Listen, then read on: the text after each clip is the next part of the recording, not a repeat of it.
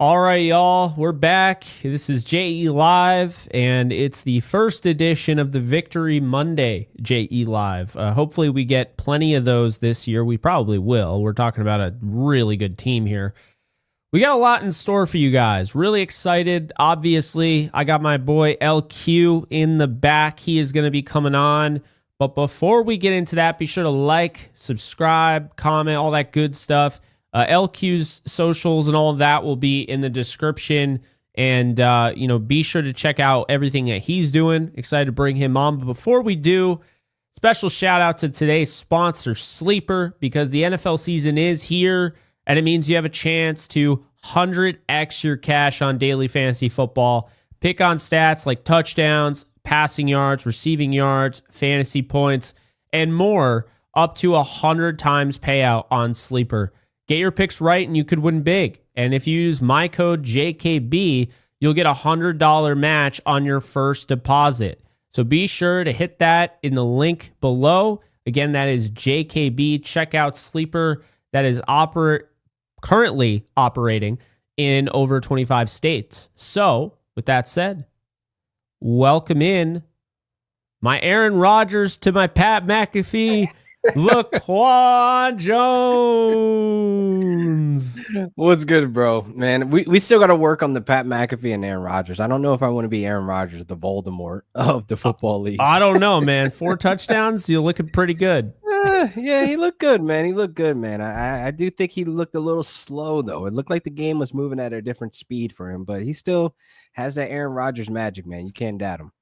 I'm with you there. Yeah, we can work on it. We can workshop it. Do you want to be my Ian Rappaport?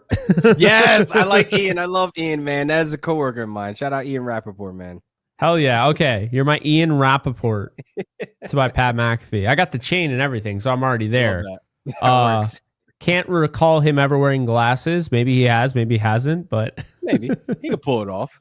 We got some good comments though. Fire lives only. So there we go. There we go. That, man. How about that?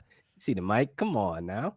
Of course. Well, how about that win yesterday? Bro, we get the pancakes ready? Is it Victory Monday? We get the victory pancakes or what, bro? Because I'm feeling good. Like I'm feeling great. Barking. Bro, we outside barking right now because the rest of the West don't look great.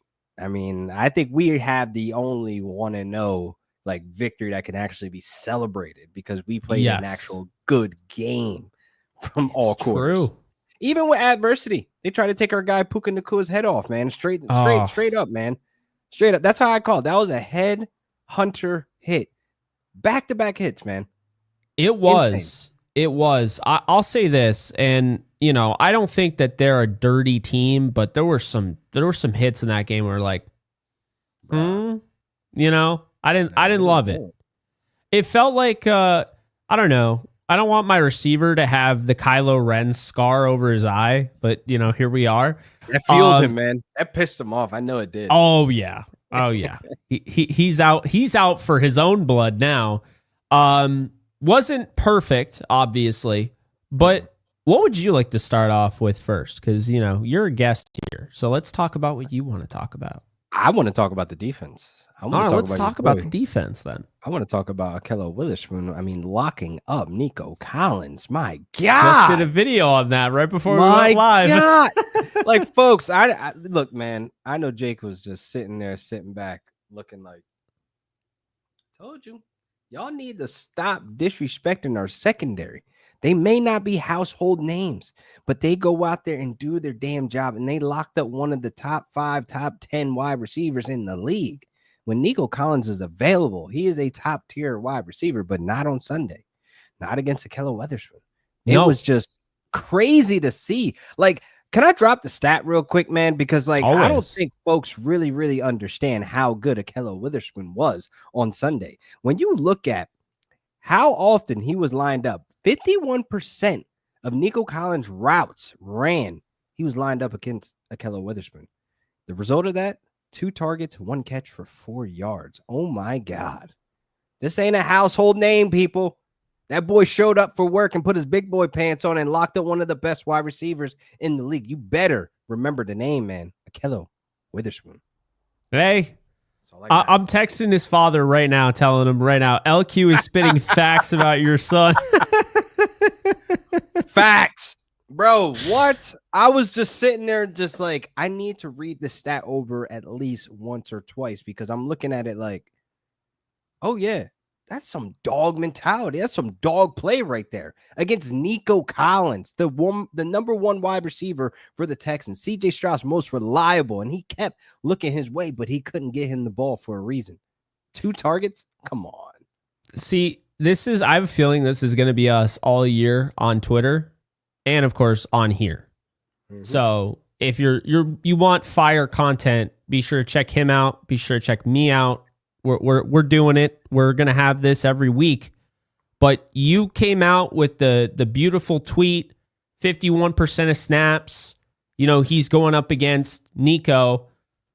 And then I got to drive you in. If you like baseball, right? I got to knock you in. I got to knock the run in here. So let's go further, okay? Let's do it. Ahkello Witherspoon, since week 15, when he became the CB1 of this team again, that never should have ended. But since week 15, okay, we'll start from week 15 on. Ricky Pearsall, 1 catch, 16 yards. Jawan Jennings, 2 catches, 31 yards. Garrett Wilson, 2 catches, 18 yards. Devontae Adams, 2 catches, 21 yards. Zay Jones, a catch, 19 yards. Marvin Harrison Jr., the most he allowed since week 15 for a receiver, 3 catches, 38 yards. DK Metcalf, 2 catches, 31 yards, a touchdown on a red zone slant route. Every DK Metcalf fan account apparently thinks that's the greatest thing ever. Jordan Addison, 1 catch, 7 yards. Justin Jefferson, widely regarded as the best receiver in the National Football League, 1 catch, 1 yard. Devontae Smith, 1 catch, 7 yards. A.J. Brown, 1 catch, 5 yards. Nico Collins, 1 catch, 4 yards. Are you serious? Are you kidding me? Really? CB1. And that's why I rep him in the back, right here. CB1. And I mean, those are some big names. You got Kobe and you got Aaron Judge, and then you got Ahkello Witherspoon. But hey, he doesn't get enough credit. And I'm always loud about guys that are good at their job, not just guys that don't get credit. You have to be good, right? Like, I don't care if I, like you as a person. You got to be good at what you're doing. And right now, I think he's one of the better cornerbacks no one ever wants to give credit to in the league. I don't get it. PFF. Then you saw, I had to post it. I was like, respectfully, PFF, WTF. Like, what the hell's going on here? I am going to read his grade here. He had a 65 grade, okay? He had a 36.3 tackling grade, which is ridiculous to me. 48.8 run defensive grade, and only a 70 coverage grade. So what is he supposed to do to get a higher grade when he allowed 2 catches on 3 targets for 5 yards? Mind you, one of those catches is utter bullshit. I was actually talking to Lucky, his father, earlier today. We found out what the catch was. Do you know what the catch was? I want to say... No, I don't, actually. It was Dare Agumbawale. It was a slip screen that he came up and played. And he didn't even get the tackle. It was like a safety dove into it and got the tackle, and they hit Ahkello with that catch. That's dumb. That's dumb. PFF. I mean, shout out to the PFF guys, because we do use their stats at NFL Network. But me personally, when it comes to the grades, I don't even look that way. It's not real. I like the offensive line. I think they nail it with that. Pass rush, I like it. I will say cornerbacks. Let me show you exactly where I come from here, because I sound biased right now. I got Ahkello Witherspoon's jersey in the back, and I'm whatever. So we just dropped and opened it with a fire stat, locking up one of the best wide receivers. So let me hit you with something else, okay? And this will explain my point as to I like PFF as a tool, but it's not the end all be all. It's not the Bible. PFF graded Upton Stout, okay? I don't know if you got a chance to see him play on Sunday for the 49ers. No. Oh my God, he looked awesome. They gave him a 32.5 grade. I don't. That's on the 49ers. So my bias is out the window. I am upset that a 49er was given a 32.5 grade, one of the lowest in the NFL. Jair Alexander had a 29.8. I know he didn't play, but like, you got to understand, you graded, your highest graded guy was Sauce Gardner at 90.3, right? That's your highest rated.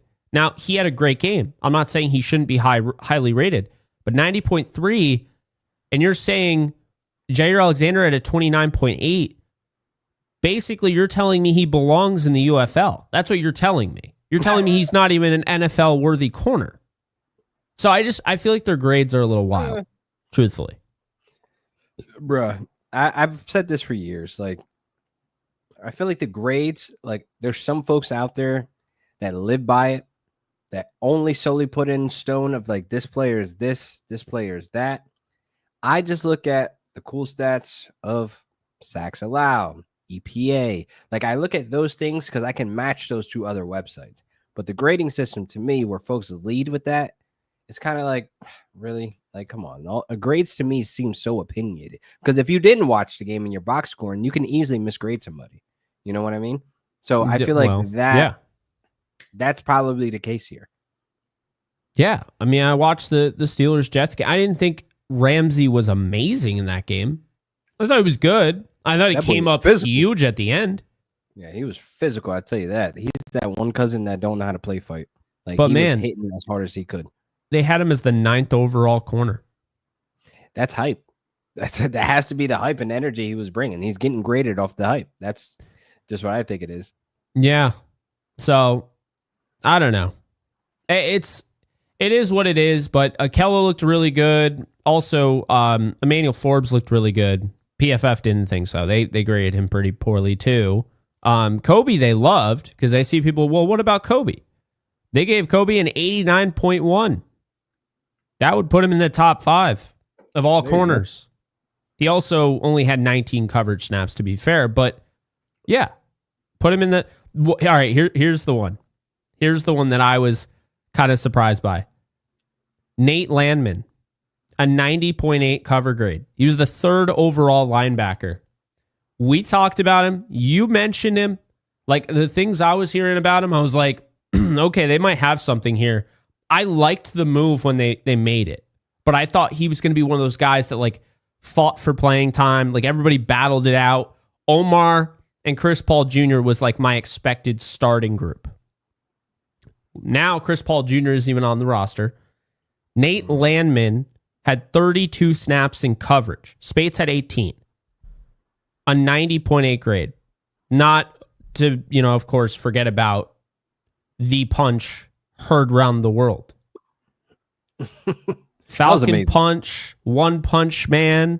The peanut punch. The peanut punch. How about the Landman? Dude, the way they were talking about him, he sounded like a damn superhero on the broadcast. It was hilarious. They're like, Landman. The Landman. It's like, yeah, they definitely did sell that as like some superhero movie or something. Like, the Landman has arrived. Like, Landman. Oh, Speaking of which, we got to have more Kevin Harlan on the call. Oh my God, he's energetic. I love him. The energy brings a different dynamic to the game. And I always said that, like, you can elevate a game that's probably not the most exciting game just by having good color commentary, like good energy. And like that is part of the entertainment of football. So I think color commentary, man, they go under the radar. They don't get as much praise. So, man, they definitely could bring the energy up for a game. They can. So we talked about Kello. Emmanuel Forbes, I thought looked really good. What were your thoughts on him? Because number 1 looks bigger on TV than he used to. I'll say that. I do like that he started out, being on the opposite side of Witherspoon, but I do think like we need to see more. Like, he didn't play as many snaps as I thought he would, but that's what our secondary is. It's a constant rotation of guys. Like, you're going to see guys get popped up here and pop up there where you're going to be like, oh, wow, I forgot Jalen was going to be able to be a corner, a nickel blitz. And for him to even get that sack, I was like, damn, man, that's what Jalen Ramsey used to do. Like those were like flashes there of like, okay, we got a physical presence in the secondary. So I don't mind the rotation. I also thought it was like kind of interesting to see Josiah Stewart out there with the starters as well. I mean, the big number 10. Folks don't like the number 10. Let Josiah cook, man. Just let him cook, man. It's fine. He likes it. I like it. Yeah, I know. I thought he was going to stick with the high double digits in the 40s, but 10 kind of makes him stand out. It's fine. It ain't Cup. All right.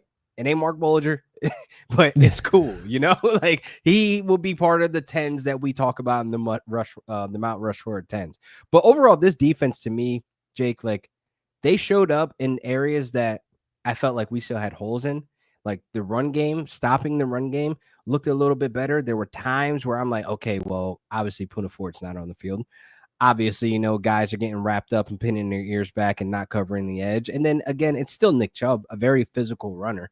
I just feel as though it looked a lot better in presentation overall as a defense to where like we could start going outside and barking this Super Bowl thing. And it actually means something because from head to toe, from all 53 men, we have the depth. Now I'm jumping all around. I want to jump to the offense real quick. How cool was it to see a package with Konate Mumfield, Tutu Atwell, and Xavier Smith at the perimeter, catching a spark for this offense? That's everything we've seen through preseason, Jake. Like we are literally from head to toe the best team. Like when I say team, folks, all depth from all the way down to our last tight end. Davis Allen coming out with a touchdown. Holy hell. I mean, look, that fumble, we ain't gonna forget. But hey, that touchdown was pretty nice. That was Parkinson. Hey, oh, damn, you're right. That was Parkinson. Damn. Even though I threw that to Davis Allen, I was screaming at my TV and like, damn it. That's why we don't put the ball in people's hands that aren't ready for the moment. But we'll leave that to the side. But overall, man, like Jake, we can go outside and bark because now we have our defense stepping up to be in that conversation. To be in the conversations like, hey, you're gonna have to worry about the Rams defense because we were harassing CJ Stroud, not even just in the trenches, but with our safeties, with our freaking DBs, like making it difficult for him to make decisions. That's where we need to be on a week-to-week basis. Yeah, no, I agree completely. And, you know, that offensive line is bad, no doubt about it. But that Texans team is really good. Aside from the offensive line, they're really good all over the place. And, I mean, Will Anderson, Danielle Hunter, those guys were eating as well. So yeah, Will Anderson, you know, freaking problem. That's why I think they're going to be okay. We were probably their toughest opponents they'll see. And I do feel like we gave them a good test and bar where they're at as a roster, because again, we only came away with several points over them. But I do think the score should have been ran up on both sides. Like this should have been a higher scoring team. But again, our defenses, this was a defensive battle. And obviously with our adversity with Puka on and off the field, him bleeding and stuff like that kind of slowed down the momentum in those first two drives. I agree. And then, you know, in addition to that, I would say this game could have been like 21-9, maybe even 24-9. Jordan Whittington, those two big plays getting called back, including the 74-yard return, one of the fastest plays of the week, by the way, ball carrier wise. But I just feel like this is a game where you're just happy they won because they lose these games in the past. And I feel like Sean McVay kind of alluded to this in like kind of the post-game speech, like, you know, learning from the mistakes and everything. I feel like he's learned over the years. I mean, I had just watched my Kansas Jayhawks do the exact opposite of what the Rams did. Lance Leipold against Mizzou, I don't know if you caught that game on Saturday, decided to punt the ball when it was fourth and manageable, and your defense had already given up like almost 600 yards total offense. So he's like, oh, we're going to trust in the defense. Never saw the ball again. That's a cop-out. Yeah. So with the Rams, their defense, you can trust. And don't get me wrong, McVay had some moments. The delayed handoff on 3rd and 11, hated that so much. But he went for it on 4th down at the goal line, believed in Kyron on the toss. That was risky as hell. It pans out. And then that 3rd down play, the bootleg to end the game to Puka Nacua, right there is where I'm talking about. Because in the past, Sean McVay would have just run it, and now you're punting it back to CJ Stroud, and the Texans. And what's the thing that really gives them the up and up on you is that 2-minute offense. Because what they do is they can combat what you have on defense by peppering it over the middle with the short passing attack. We talked about this. We knew going into this game that's what they were going to do. But when you get a 2-minute offense, well, now it's like your defense has to play some sort of, I don't want to say prevent, but you could see that they were kind of giving them some yards, right? And so that's the thing for me. Sean McVay did a great job there getting out of that situation. When you get the ball back, you don't want to give the ball back to them. You don't want to give them another chance. You got to take advantage. This game is over if you do this, and that's what he did. So, hats off to McVay for that call. I didn't agree with every call, and I thought that they were pretty vanilla on offense. But I think it's a tough one, LQ, because look, on one hand, you 100% want to win the game, and you 100%, because your guys haven't even played in preseason, you want to let everything unleash. At the same time, it is a marathon, not a sprint. You don't want to show your whole playbook in week one. I thought the Rams did a nice job of winning this game without actually showing a lot of what they're going to do the rest of the year. We got to talk about that running game, though. I mean, look, Kyron's feet looks quicker. Not saying he's gotten faster, but his decision-making looks a lot quicker in hitting holes. He doesn't have that breakaway speed. We know he doesn't have that home run speed, but I do like the commitment and accountability he took this offseason, so I want to give him flowers because I was one of the biggest haters out there last year with the fumbles and the issues of getting him paid. But now, at 80% snap share, we've seen a little bit of sprinkle of Blake Corum. I mean, look, that I do think needs to change. That's my only big thing. I don't want to go week 6, 7, 8, and 9, and Kyron is still the workhorse. We need to get our running backs developed. Cody Schrager, special teams. Jarquez Hunter, inactive. Fine. I'm not throwing a big fuss about that, but if we're going to have Blake Corum as our RB2, let's utilize him in the red zone because we know how good he is and able to find the end zone. So that's my only big issue. I don't want us to get caught back into old habits because when we get caught back into old habits, we start to forget we're pounding the rock. We're giving it to Kyron. Oh, a fumble, kill momentum. We don't need fumbles in games like how we just had with the Texans because our schedule is only going to get harder. We're going to get against these teams that are going to start bucking up, and then it's going to come down to the last wire where we need to keep momentum. That is the biggest thing about this offense, and I do appreciate the work that Kyron did. But again, we are starting to fall back into our old habits with that 80% snap share. No, I get that. I would say I'm okay with it. I'm not as high on Blake Corum as a lot of people are. I think Blake Corum is a backup. I think he can help the team, but I do think Kyron is the workhorse. I just think workhorse doesn't have to be 90% snap share, right? And that's what it was last year. He led the whole league in snap share. So, yeah, I would say, it's actually interesting. I don't know if you noticed this, LQ, but the run game wasn't as potent as it was last year, week 1.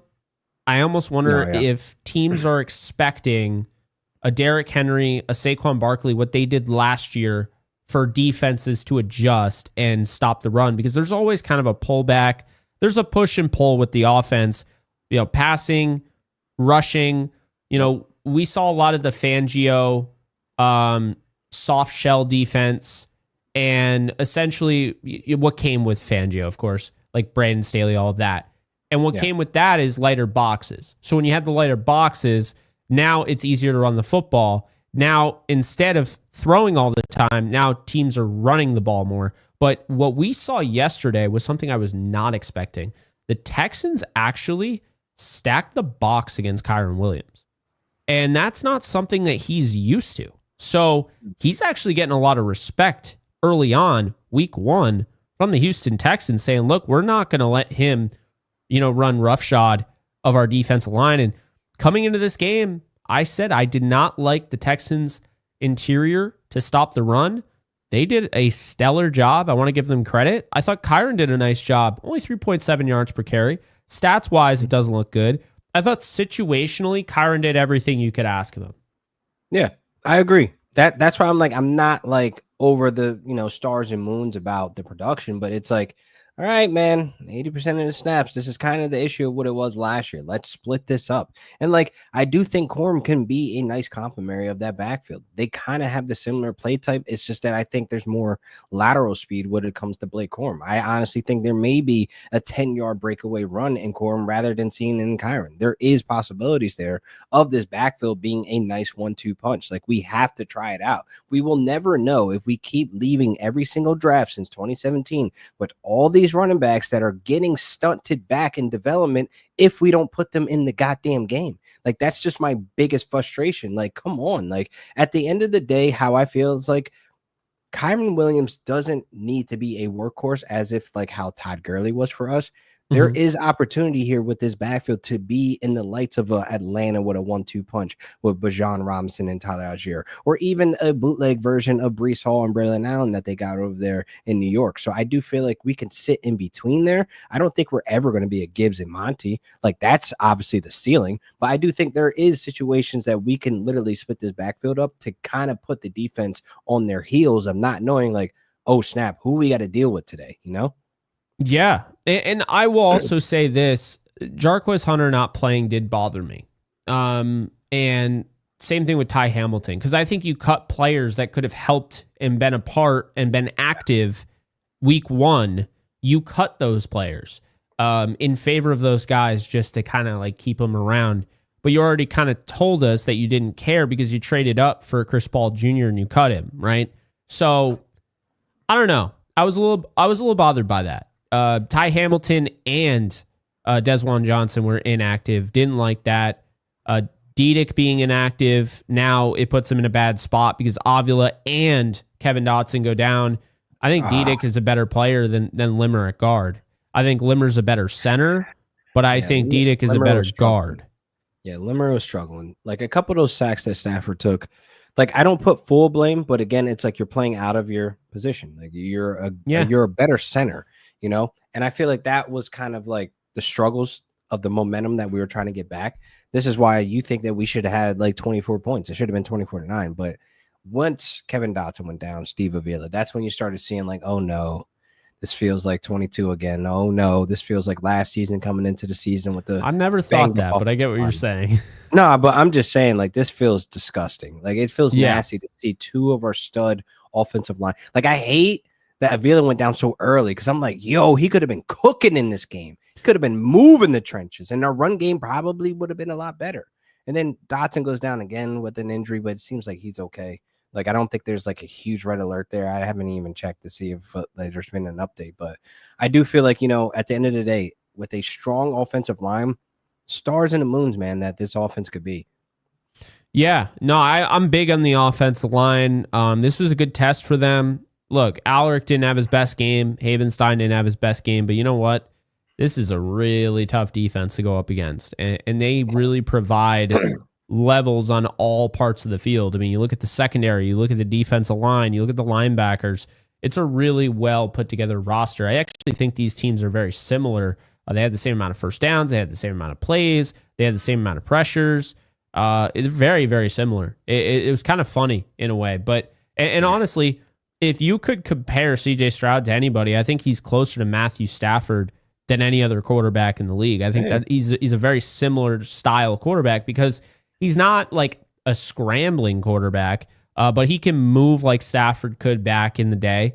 But you see the arm, you see the way he can manage the game. I think he does it the right way, and I think that there's I don't know. Like I like that comparison. I know Stroud loves Stafford, so there's a lot of admiration there between the two. But yeah, this was one of those kind of old school defensive battles, but the offenses are good enough for this to also have been, if it ended up being, it wouldn't have shocked anybody, a high scoring game.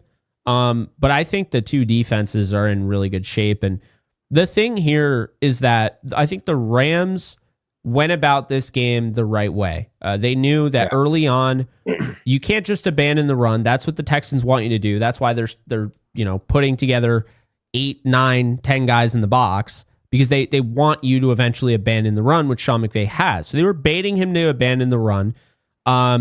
But no, because you need the run because play action is so key and critical for this team. Yes. And Stafford was insane on play action in this one. Puka, 10 catches on 11 targets for 130. Big reason is because now you are having that pass rush get there quick. You can't have those long developing plays. Also, the secondary, the way they're lined up, they're taking away the big play. So a Tutu Atwell in this game isn't going to have 100-something yards because right away you can see, okay, that's how they chose to go about this game. That's their game plan. They're going to be fine with everything underneath. We just can tackle. We're going to make tackles. And that's really what they were counting on. The problem is Puka Nacua is hard to tackle. So they ran into trouble with that one. Yeah, he ain't going down off of first contact. Like, are you serious? Like, it's going to take that third guy to kind of finish him off because he is either spinning past the first one, bouncing off the second one, and then, of course, the third one, he's going to get him down because he's doing a lot of movement. But I think folks need to identify that Puka is really him. Like 130 receiving yards. The rest of the team collectively 115. That just shows you that he is the function of this offense. When the momentum got taken out of the goddamn stadium, when he was on the sideline in the blue tent, his presence not being there was like, oh crap, what are we about to do? Even having Davante Adams, you're still gonna have Puka Nacua run as that function motor of that offense. And again, the dude is him. I don't know why we have to come here week to week and try to sell Puka Nacua to people on the timeline. Like, bro, Puka is really him. He needs to be in the conversations with the lights of the top tier wide receivers. Like, come on now. Did we talk about it in our last show? So I think somebody asked us our thoughts on the whole CD Lamb thing because there was like a CD Lamb versus Puka Nacua thing. I said CD Lamb initially. I'm going to change it to Puka. I think Puka, he's unconventional because he's not always winning on his own off the line of scrimmage. Like that's important. That's an important distinction. He did not go up against Stingley the whole game the way Adams did, right? So that's important there. But Nakua's yards after the catch ability is on par or better than Debo's the year he was having, in 2021 and was pretty much runner up to Cooper Kupp, right? So when you look at his ability after the catch, right, now you're talking about somebody that can impact the game in a multitude of ways, but he's so smart. And in addition to that, he's also a great blocker. So I get everything with him, the route running, the yards after contact, the yards after catch. That is an ability you either have or you don't. I think the only knock on Puka is he doesn't find the end zone very often, but that's not really his fault. I think, honestly, just the Rams choose not to go to him in those situations. They like going to Kyren Williams, and we saw that. So, yeah, I think having a true X receiver in Davante Adams is only going to allow Puka Nacua to really explode. And I saw something. I could find the tweet now. Might as well, right? I saw the tweet. I think it was somebody that covers the Rams. I'm totally blanking on her name right now because I don't have it in front of me. Sarah Barshop. There you go. And she tweeted, awesome. I guess I didn't bookmark it. She tweeted out something about Puka Nacua. Okay. Puka Nacua lined up in the slot on 44.4% of his snaps, and that's the highest rate in a game of his NFL career. There you go. The Davante Adams effect. There you go. And I said that even seeing the joint practice in Oxnard this summer with the Cowboys, I honestly was like, oh, I could see Puka and Adams alternating in and out of that slot, or one solely just for this week operating out of that slot, because there's going to be headaches that these defenders are going to have to deal with, trying to deal with a Davante Adams on the perimeter. You're going to have to deal with Tutu Atwell, where I think he should have got some looks in this game where he was taking advantage of their DBs in the secondary, drawing them off just for Puka to be able to get open. I mean, look, when you look at this offense, you're going to have to deal with every single weapon that's there. Jordan Whittington showed up as he can be a guy that can operate on the perimeter and in the slot. There's going to be areas of the field where you're not going to have to be, you're going to have covered, where you're going to have to be very cautious and aware of, like, hold up, where's Puka at? And that no look pass by Stafford is prime example of, like, You got all the people worried about Adams. You got all the people thinking that Stafford's looking down the barrel of where he's going to throw the ball for that interception. He hits you with a no look, and you're just like, we forgot about Puka. Damn it. That's that moment. No, you're absolutely right. You can do everything right, but if 12 is just open, you're like, he was out of the slot. Oh, he was out wide. He was operating as the Z in this offensive formation. God damn. That's just what it's going to have to be. And they'll put him in motion and have him line up in between the right guard and right tackle. Yes. And then hide him. And then he'll just pop out like he did on the bootleg that ended the game. And you're like, how do you even defend that? It's genius by Sean McVay. Puka Nacua is good enough to be able to do that, because also, are you really going to buy Puka Nacua as a blocker if he can't block? No, that's Puka Nacua selling that because of his skill set. So everybody knowing that he's developed a reputation as a nasty blocker, now he can have those, ones where he's lined up behind the right guard and right tackle, and now people have to expect, oh yeah, he's going to block. Oh crap, here he is. And now, he's a receiver and killing you over the top. So we got a super chat here from Derek. Appreciate the 5. So where do you rank our DBs in the league? And Landman was great. The middle performed really well. What say you? Rank after week 1.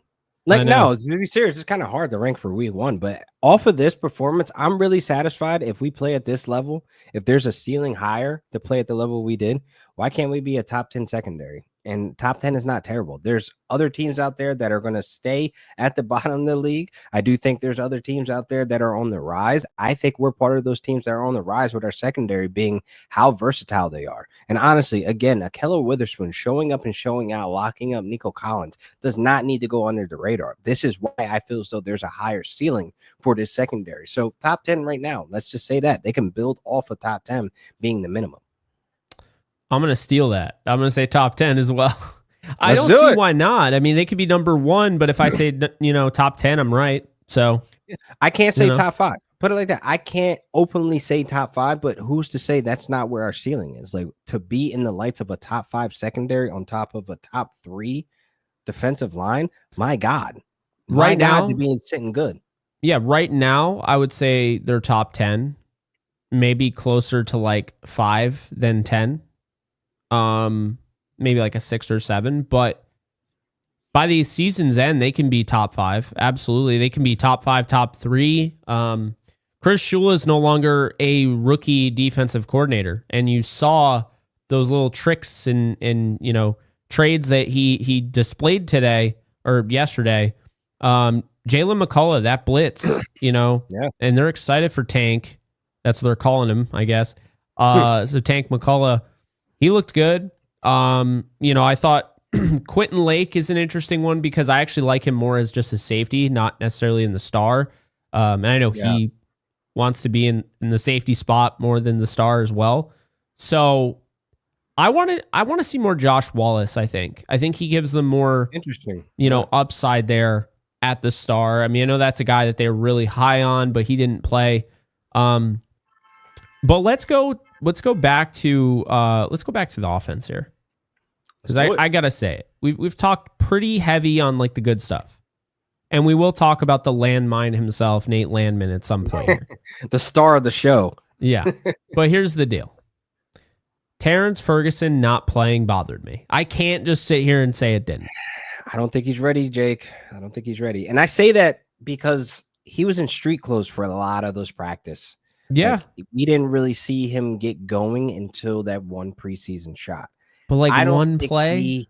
I don't think he's fully wrapped in the rotation of the tight ends yet. And he doesn't need to be rushed.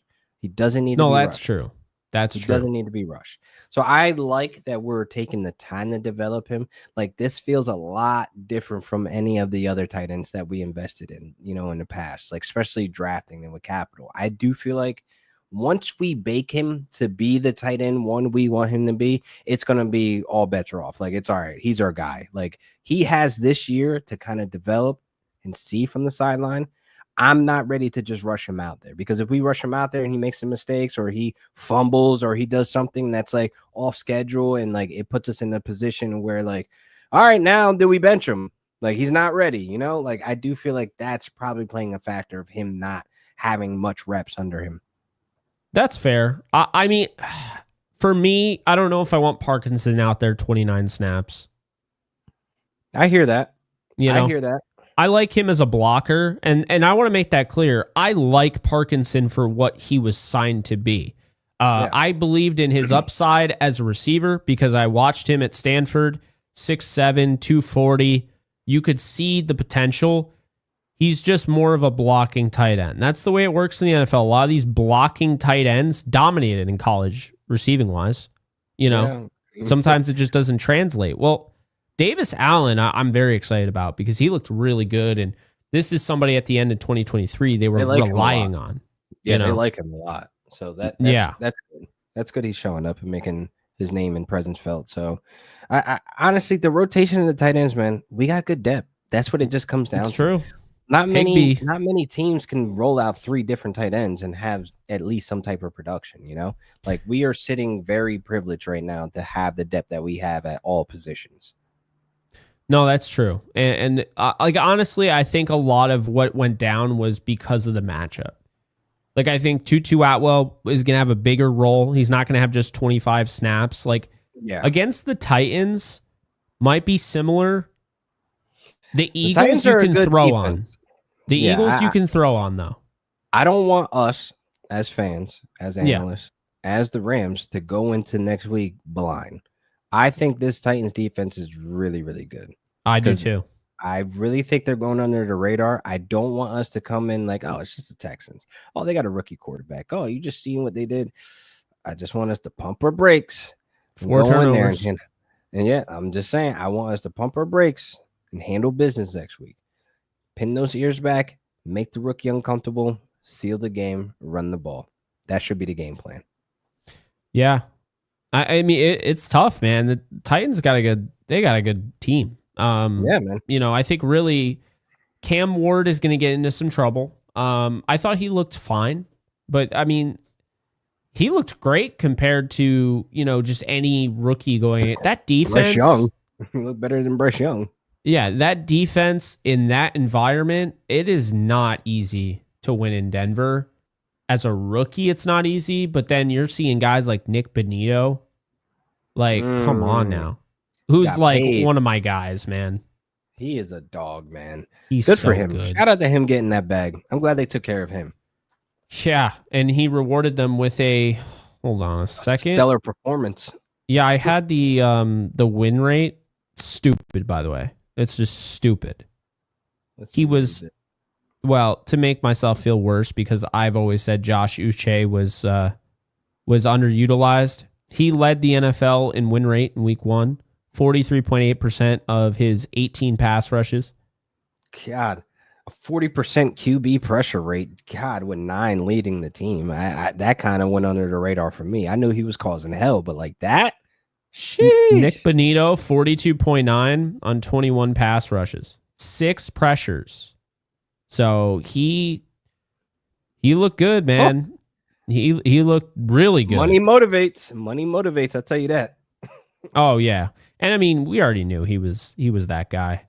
Jared Verse had a 28.1% win rate, which is crazy. Sacks on the table. He left a couple sacks on the table, man. Yeah, but he's also getting triple teams. So man. I'm gonna give him sacks on the table, bro. I'm sitting here screaming like, "Get him! God damn it!"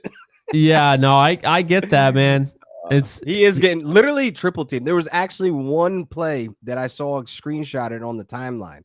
Literally 3 guys. Like this is Aaron Donald type stuff. Like, yeah, bro, that is insane. 3 guys, and he's still trying to bull rush his ass through it. Crazy. No, it's that bull rush, man. He's still pushing people back. It's something. Manhandling. But yeah, there's it's funny. Nick's regressing in year 2. I'm shocked. Yeah. Nah, I think he got too comfortable. He's gotten too comfortable in that offense, throwing some questionable ass throws. I think he bounced back. I don't He'll think be it's a fine. regression. Yeah. He'll be fine, I think. I mean, maybe that's just me being delusional because I think the Broncos are the second best team in the AFC.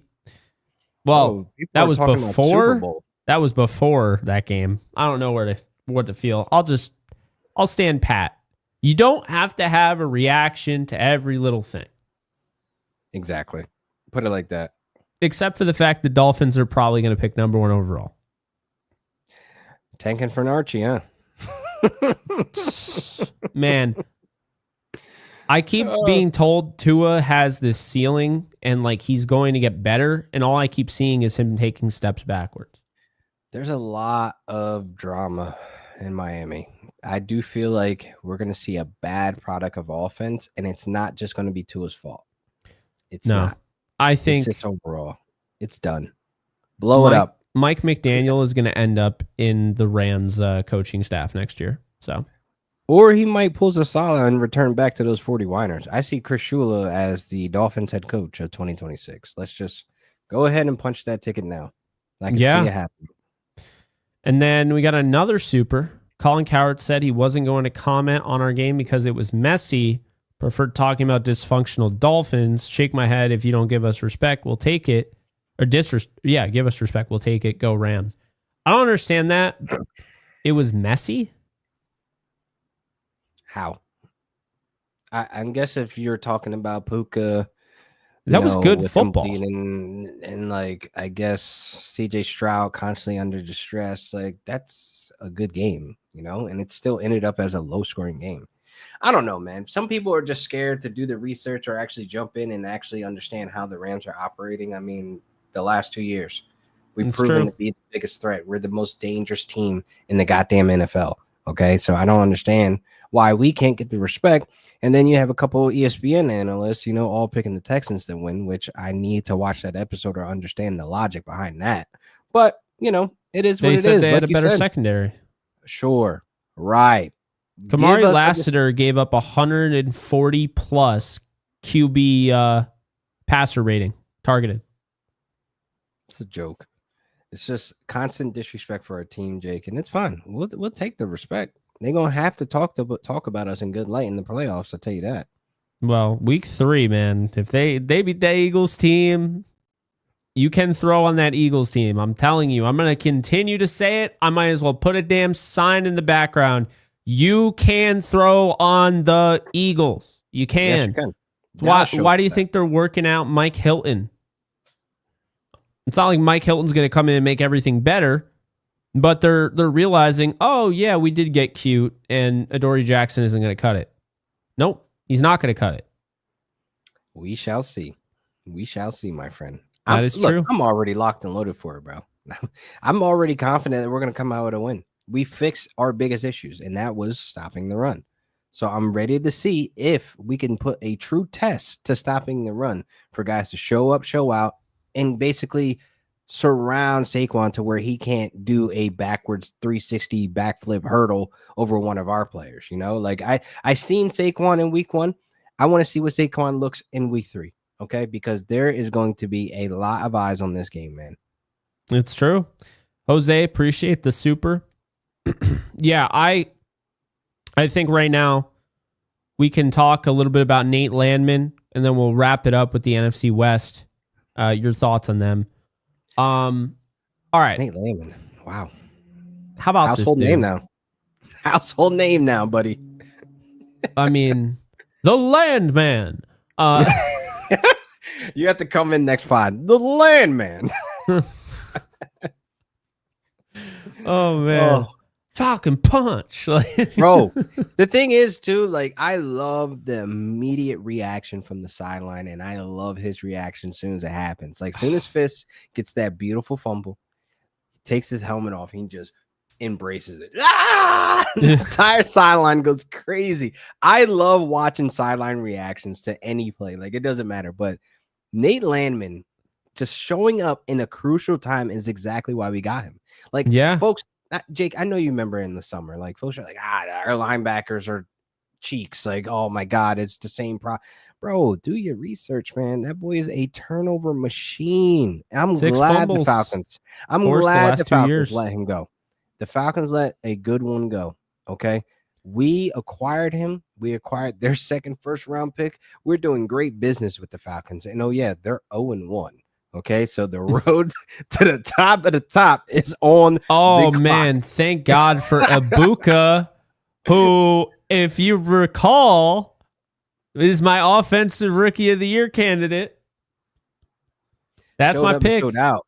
Two touchdowns. Let's go. Tutties. No, Nate Landman is going to be such a huge addition to our defense season long, where like we're going to have really no worries of missed tackles, guys just being on miss assignments. Like I do feel really confident with him with that green dot. I do feel confident that he brings leadership to that young linebacker room. Like we're sitting really pretty with Nate Landman that I think he needs a contract extension at the end of 2026. Just saying. I was told don't be surprised if he's wearing horns past this year. Oh, absolutely. So, I mean, I don't know how that looks. Is it after the season? Is it during the season? I don't know, but lock him up. Lock him up week 10.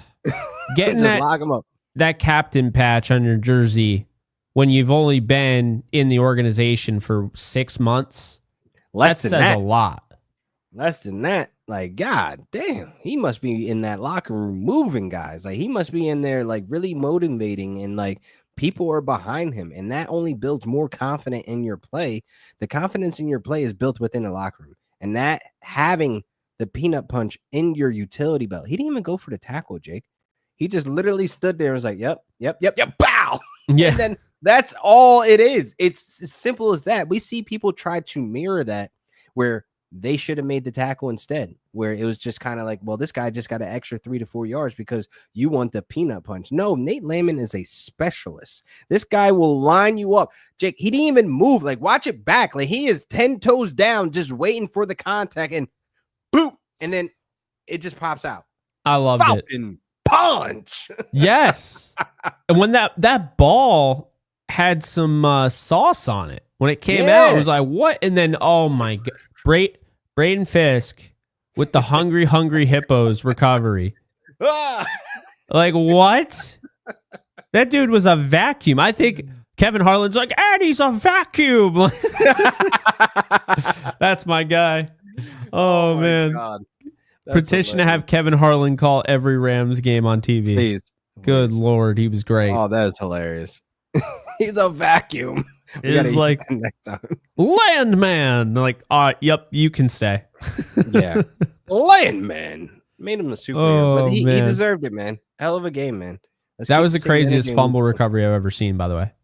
Bro, it was the greatest fumble recovery we'll probably ever see. Like, Braden Fisk, man, the big guy moving too. Usually those guys bobble those things, or they're like uncoordinated of actually getting the ball. Like, it looks like we've been doing some alligator drills over the summer where we just tossing the ball out and letting guys roll and catch the ball. Like, that's one of those impressive things that you want from your defensive lineman when the time is needed, to be aware of where the ball is and get your hands sticky on it, man.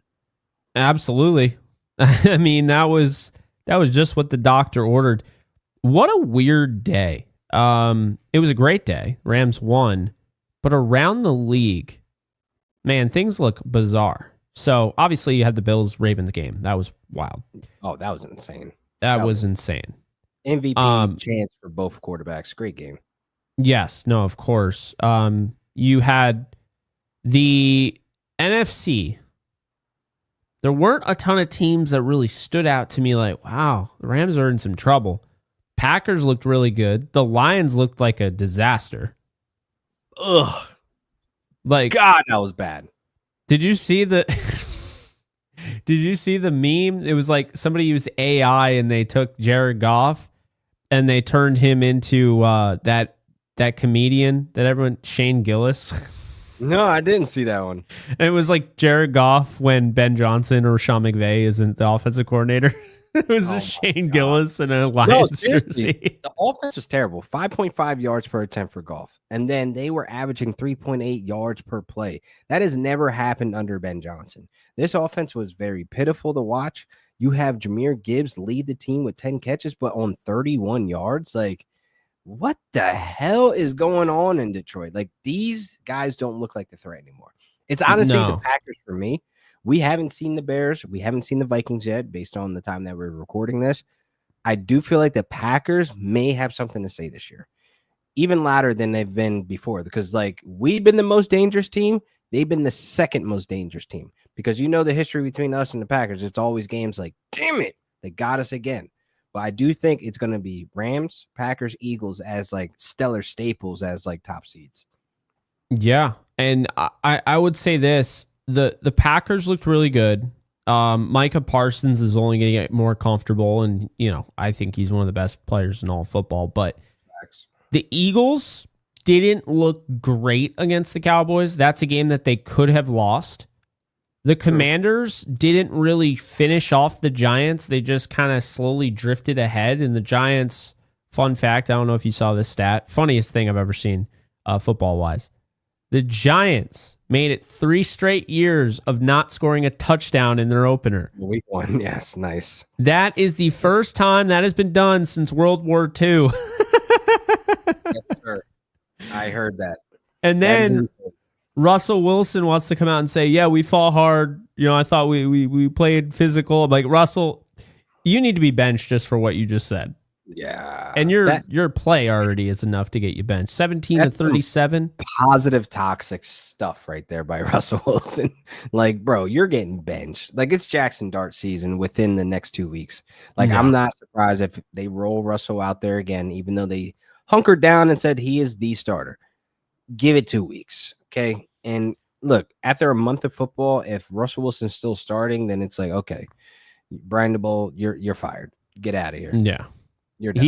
He looks horrendous. So got a new member here. Appreciate you, Ascending Keys Beats. Thank you so much for supporting the channel.